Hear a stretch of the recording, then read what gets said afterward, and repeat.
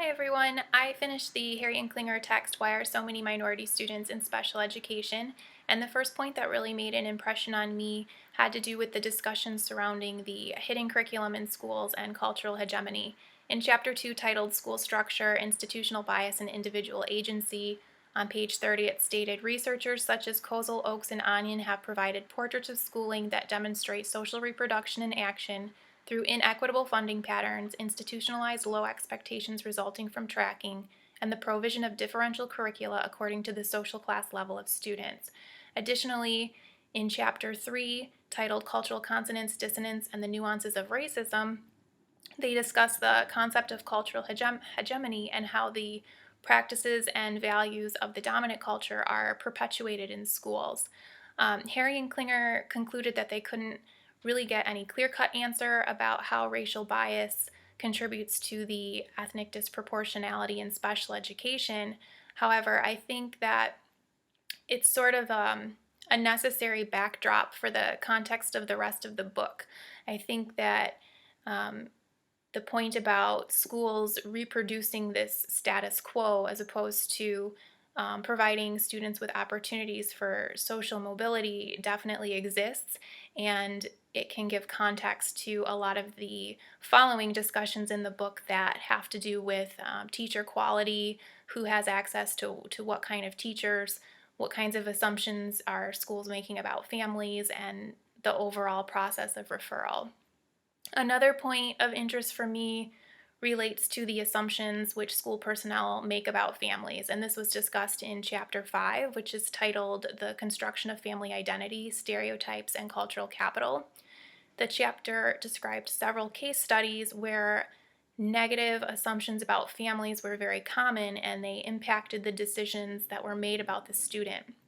On page 93, it stated, the two preceding cases point to the power of racial and socioeconomic stereotypes to exacerbate the difficulties of children whose families lack the cultural capital valued by schools.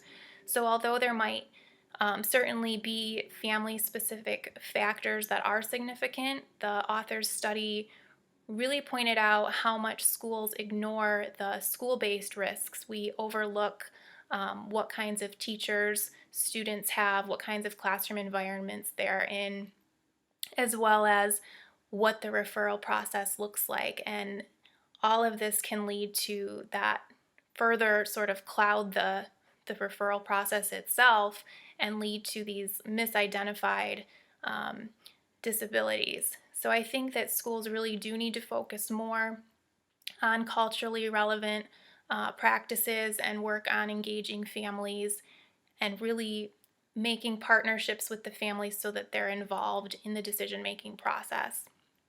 A final point of interest is discussed in Chapter 6 at the conference table, the discourse of identity construction.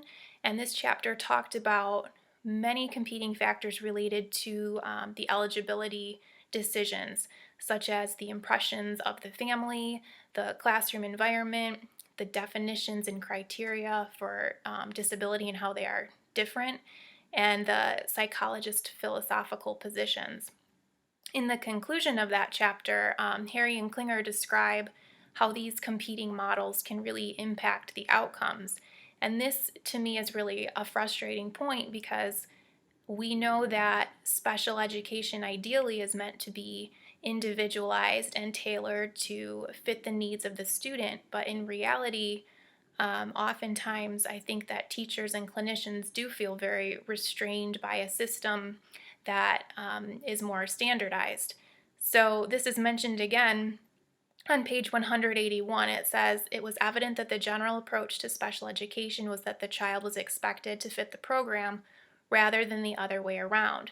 So I think that, the risk is that we end up with more these special ed programs that are very generic and not individualized. So they're really ineffective for what their intended purpose is.